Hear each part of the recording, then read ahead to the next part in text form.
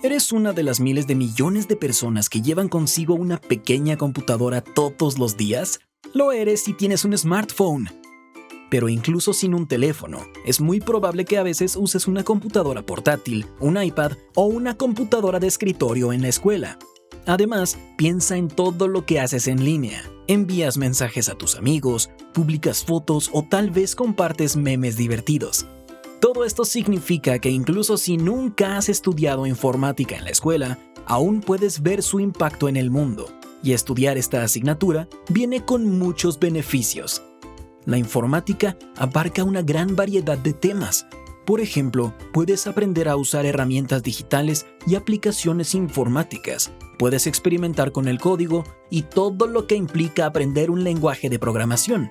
Por ejemplo, cómo solucionar problemas cuando surgen errores.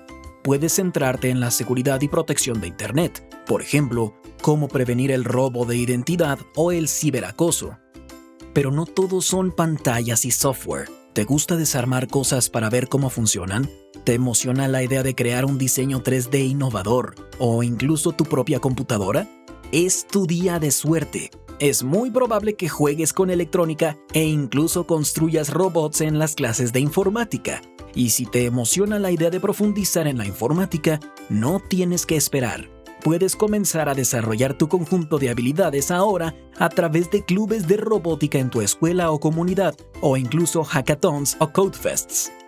Además, tus opciones crecen más cuando terminas la escuela secundaria. Podrías estudiar informática o ciencias de la información en la universidad, o un campo relacionado como ingeniería de software. Y si está considerando otros caminos, hay muchas maneras de ingresar al sector. Por ejemplo, podrías realizar una pasantía relacionada con TI en una empresa de juegos para adquirir habilidades y experiencia para programar videojuegos o crear sitios web. Podrías aprender computación física para desarrollar nuevas formas de mejorar el flujo de tráfico o automatizar equipos de ejercicio para motivar mejor a los atletas. Podrías convertirte en un experto en inteligencia artificial. Pero debido a que el campo de la informática cambia y se expande constantemente, probablemente habrá muchos trabajos nuevos en el futuro que ni siquiera podemos imaginar. Las habilidades duras que adquieres en informática siempre estarán en demanda mientras exista Internet, pero también aprenderás a pensar lógicamente y resolver problemas, que serán habilidades valiosas sin importar a dónde vayas en la vida.